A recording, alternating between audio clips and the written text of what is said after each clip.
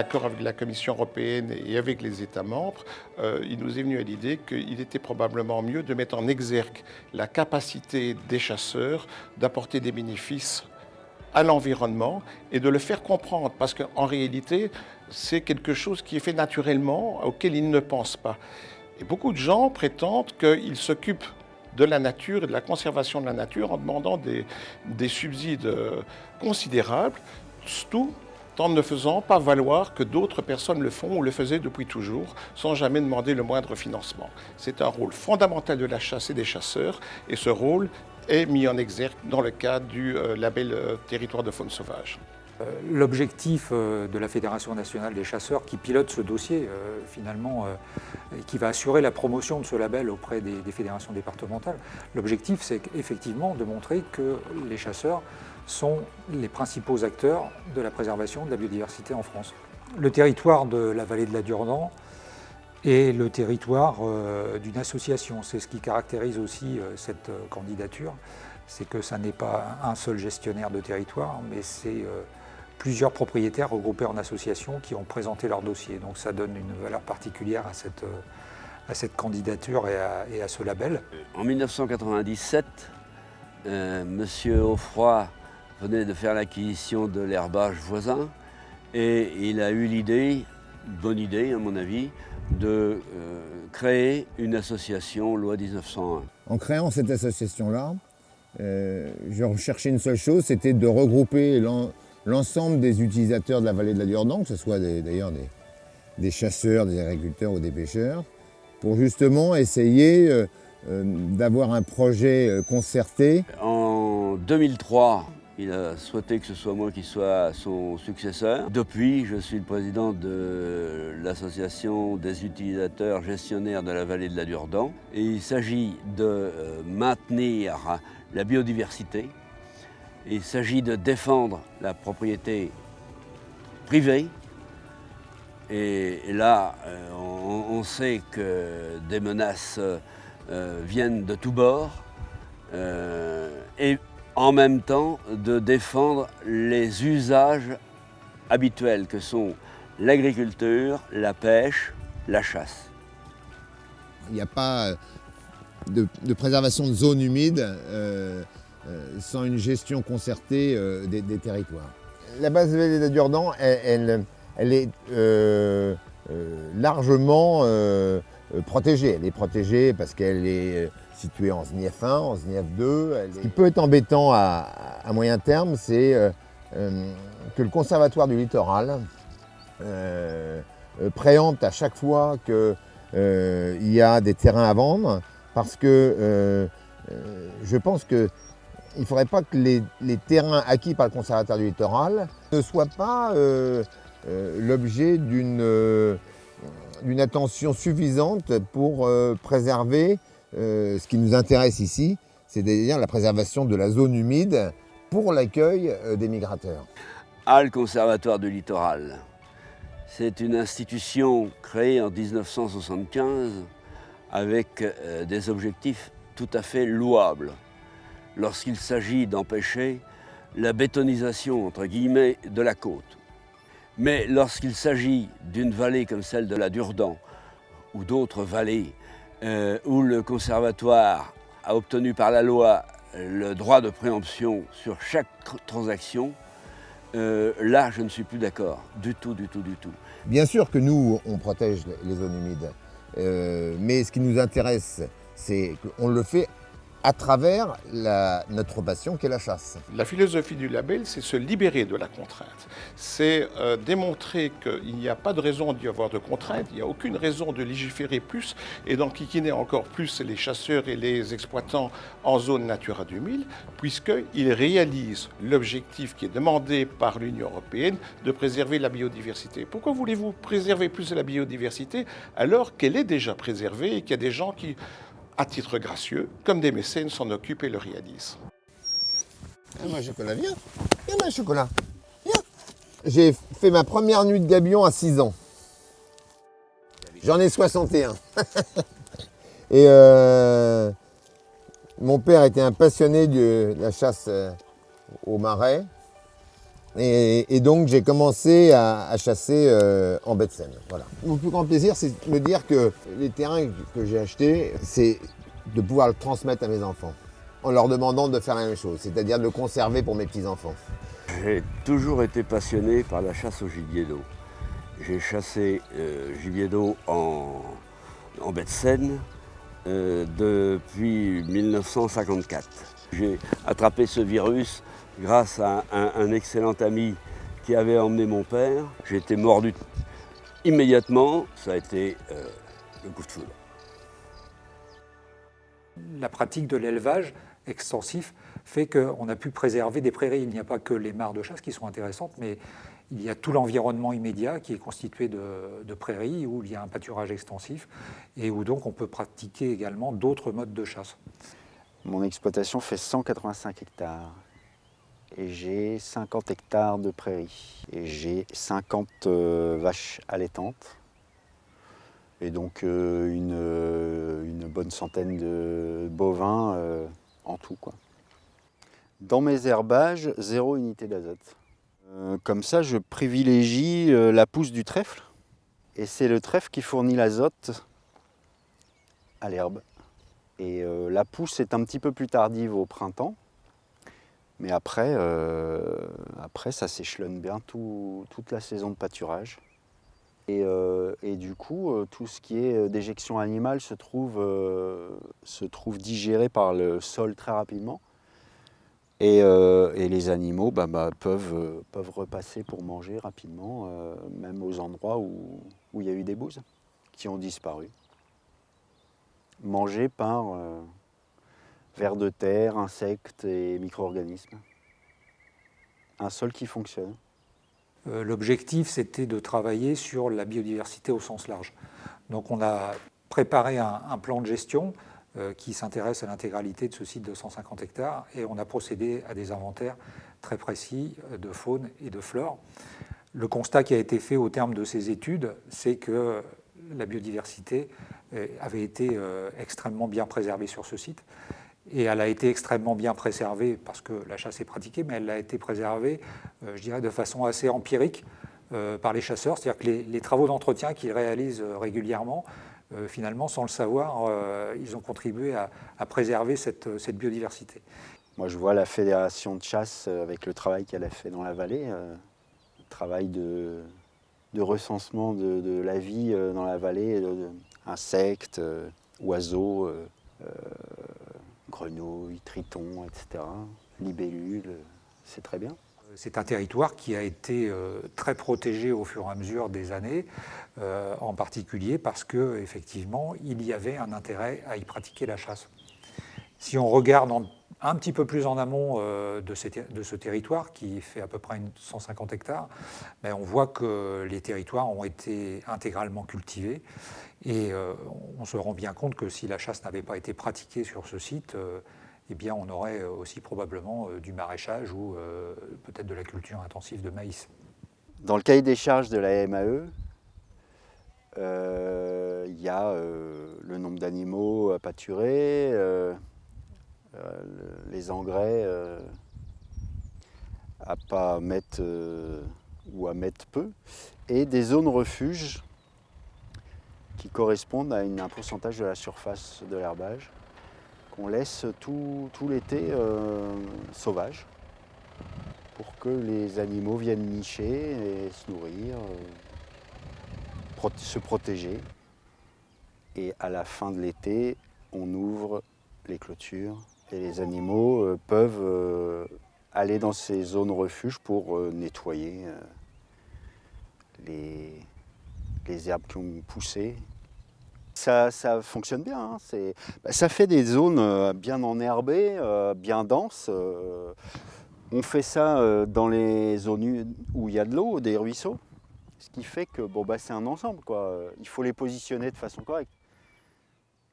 La densité de bécassines qui se trouve sur ces 2-3 hectares de platière est bien supérieure à celle qu'on trouve dans les prairies que j'appellerais des prairies ouvertes, dans la mesure où il n'y a pas ces bandes de roseaux, etc. J'essaie de faire en sorte que la biodiversité leur permette de trouver de la nourriture, que ce soit dans l'eau, à fleur de l'eau, un refuge dans les roseaux.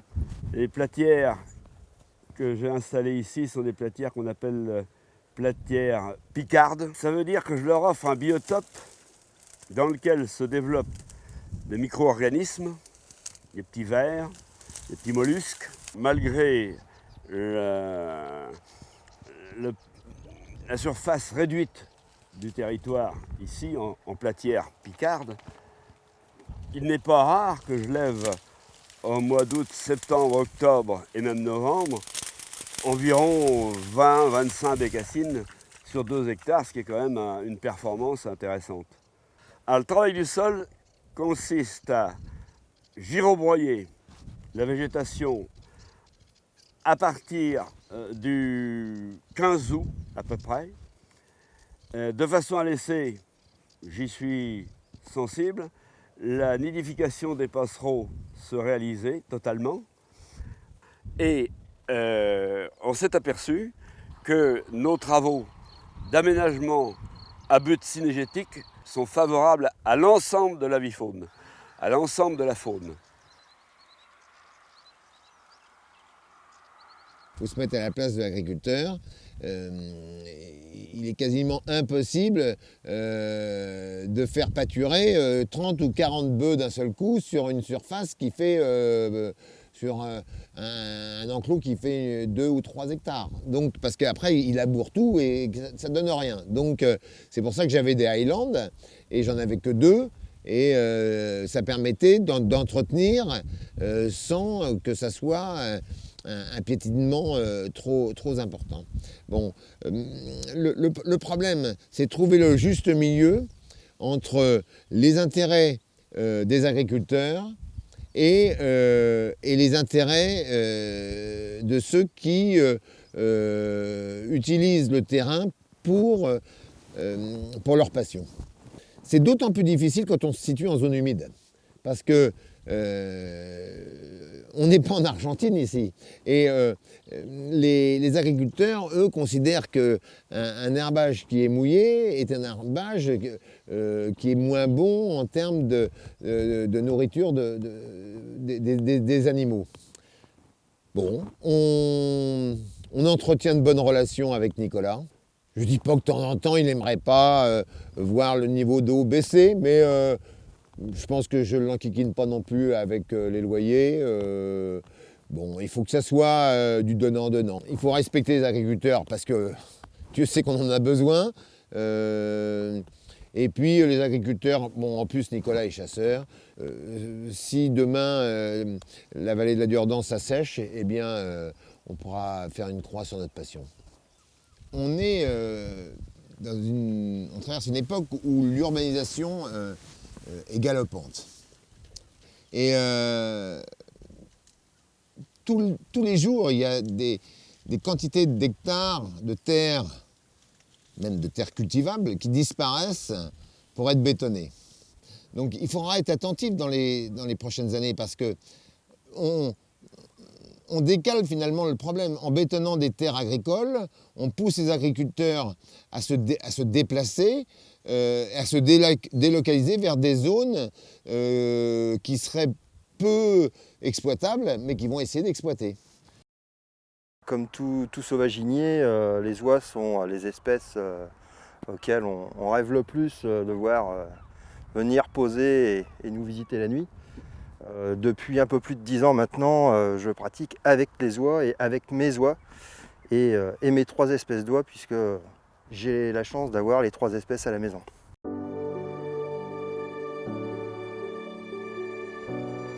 J'ai une oie cendrée qui s'appelle Géraldine. Je ne l'ai pas pris aujourd'hui puisque j'essaye d'alterner dans la prise de mes oiseaux. Et Géraldine a 17 ou 18 ans, je ne sais plus. Elle vient toujours avec moi, généralement surtout sur les bons coups. C'est une oie, on a établi une certaine complicité. Et la nuit, lorsque je veux faire chanter toutes mes oies, je l'appelle, elle me répond et puis elle arrive à mettre tout le concert en route. C'est un petit peu le chef d'orchestre sur la mer. Il y a une nuit toute récente, c'était cette année, Et donc je monte avec mon fils, je pique mes aplats. Bon, le temps était un peu brumeux, mais le vent n'était pas extraordinairement bien placé. Bon, et dans la nuit, enfin début de nuit, le vent se lève sud-sud-est. On entend arriver au loin une première bande d'oies. On entend chanter, ah c'est des oies, c'est à nous, c'est celle du voisin. Non, c'est des oies qui volent, et là ça y est, la tension commence à monter. Si nos oiseaux parfois ne veulent pas chanter, eh bien, on les siffle. Mon oie Géraldine, je l'appelle, je la fais chanter, elle fait chanter les autres, et puis on entend tourner, et ça vient sur la mer, ça va chez le voisin, ça revient, et puis à un moment donné on n'entend plus rien. Il en pose une douzaine. Et c'était à 22h et des poussières. Et a priori, elles avaient vraiment pas l'envie de se rapprocher. Et donc, ça a été un spectacle parce qu'on les a gardées jusqu'à 2h du matin. Sans les tirer, évidemment, puisque elles étaient toujours à la limite de portée de tir.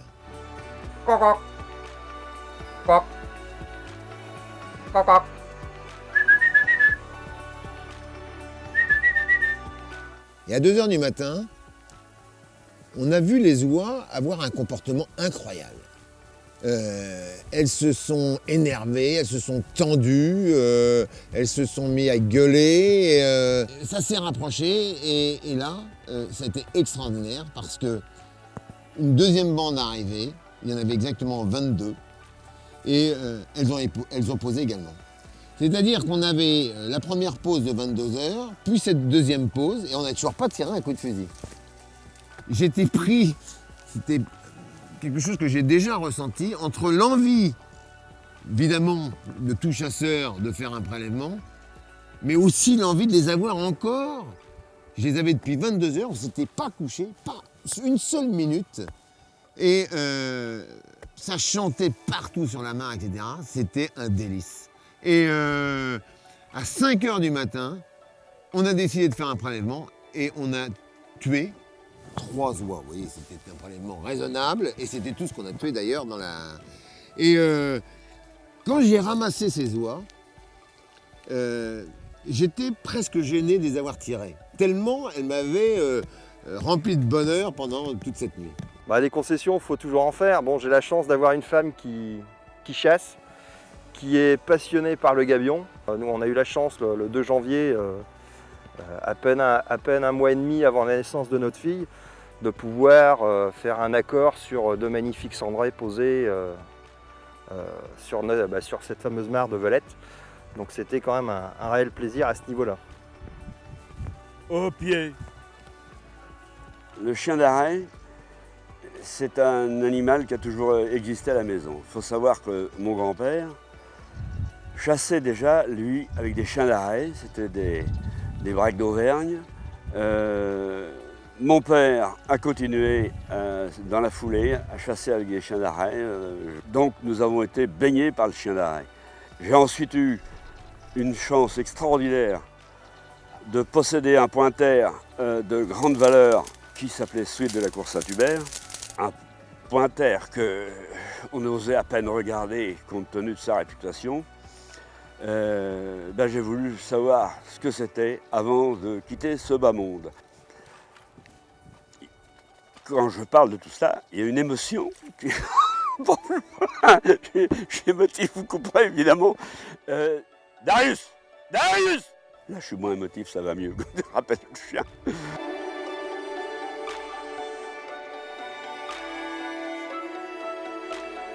On a des territoires qui sont de tout type, des territoires agricoles, des territoires forestiers, des zones humides. Et on a constaté qu'effectivement, sans le savoir, ces propriétaires, ces gestionnaires avaient sur ces territoires une biodiversité qui était extraordinaire.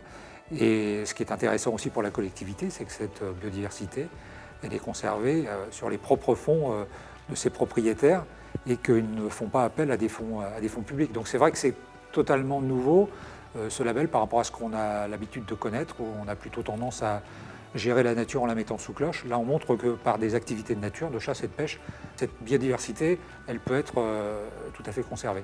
Pour pouvoir candidater à l'obtention de ce label, il faut que ce territoire soit chassé et éventuellement également pêché. C'est une condition indispensable pour pouvoir franchir les différentes étapes et accéder à ce label européen. Alors obtenir le label, c'est à la fois simple et compliqué. Il y a plusieurs étapes à franchir. La première étape, c'est de signer une charte. Il y a un engagement moral à respecter les conditions de cette charte dans un premier temps. Et si le propriétaire souhaite aller plus loin, il faut à ce moment-là qu'il remplisse un questionnaire qui va être beaucoup plus complet. À partir du moment où le comité national a donné un avis favorable, il va soumettre ce dossier au comité européen. Alors mon rôle, c'est d'inciter les fédérations du nord de la France à intégrer cette démarche. Mon collègue Laurent Courbois travaille sur la partie sud de la France. Donc aujourd'hui, les fédérations ont 2 interlocuteurs privilégiés qui peuvent répondre à leurs questions techniques. Et puis aussi, bien sûr, au niveau de la fédération nationale, il y a un interlocuteur qui prend en main aussi la gestion des dossiers. Ensuite, c'est à la fédération départementale de chasseurs concernés par le territoire ou à la fédération régionale, selon les cas, de prendre en main la procédure et d'appuyer le gestionnaire du territoire dans sa démarche. Alors aujourd'hui, si je suis gestionnaire d'un territoire, la démarche label territoire de faune sauvage m'intéresse. Je veux avoir plus de renseignements. Il faut aller dans un premier lieu sur le site internet qui est dédié, qui a été élaboré par l'ensemble des partenaires. Et là, sur ce site, vous allez pouvoir accéder à toutes les informations qui sont utiles. C'est la première étape à franchir pour déjà adhérer à la charte. Et ce qui fait l'originalité de notre département aussi, c'est que nous avons établi un partenariat avec une société privée qui est la société Vitogaz, qui a fait le choix avec nous de développer et de soutenir cette démarche du label européen territoire de faune sauvage. Mais vous savez, comme très souvent, les partenariats, c'est une histoire d'hommes. Donc on a proposé de vendre du gaz à des tarifs préférentiels aux adhérents de la Fédération départementale de chasse de Seine-Maritime. Et en discutant, en apprenant à se connaître, on s'est rendu compte qu'on avait finalement un domaine d'activité, un terrain de chasse, si je puis dire, commun, qui est finalement celui de la ruralité. Et nous vendons du gaz partout où le gaz de ville n'arrive pas, donc particulièrement dans les territoires ruraux, des territoires parfois qui peuvent paraître un petit peu délaissés, mais pour lesquels nous avons un grand attachement et surtout une forte volonté de nous développer. Nous, on est intéressés pour faire notre métier premier qui est de vendre du gaz aux adhérents de la fédération, mais on est aussi intéressés pour vous aider à développer ce label. Et c'est comme ça que ça s'est fait. Le début de l'histoire était là, on a commencé et puis on continue et on a bien l'intention de continuer dans le développement de ce label. L'Office national de la chasse et de la faune sauvage, au départ, s'intéressait aux espèces, à leur biologie, à leur dynamique de population, à leur développement, à leur mode de chasse. On s'est aperçu que bien souvent, le facteur limitant, c'était l'habitat. L'habitat, connaître les habitats, les aménager, les gérer, alors soit en territoire d'exception, on est rentré dans une politique de gestion de réserves naturelles, de territoires ayant vocation de réserve nationale, soit également, tout bonnement, des territoires dits ordinaires où l'on chasse et où la pratique synégétique représente le principal mode de gestion. L'Office est présent sur ces 2 fronts. Alors IELO est une association de propriétaires exploitants qui regroupe les 28 pays de l'Union européenne. Une 60aine de fédérations sont membres, dont des fédérations françaises telles la GPB. Et nous avons pour objectif de valoriser les activités rurales en démontrant qu'elles sont compatibles avec la biodiversité et que l'activité rurale crée un bénéfice pour l'emploi, pour le monde rural et pour l'environnement en général. Cette fondation, elle a été créée par un chasseur et sa femme dans le but d'œuvrer pour une chasse rationnelle et sportive, c'était sa formule de l'époque, et pour une nature préservée. Voilà, donc à la fois par une approche culturelle et par une approche scientifique, nous nous efforçons d'œuvrer pour la chasse et la nature. Il était de bon ton pendant un certain temps de faire mine de penser que si la chasse pouvait disparaître, la biodiversité ne se porterait que mieux, ce qui est à mon sens une erreur complète. Et on est en train d'en faire la démonstration. On est en train de prouver que les chasseurs s'occupent de la biodiversité d'une manière qui est extrêmement positive. Et pourvu qu'on pratique une chasse raisonnée, elle n'est absolument pas contraire à la biodiversité.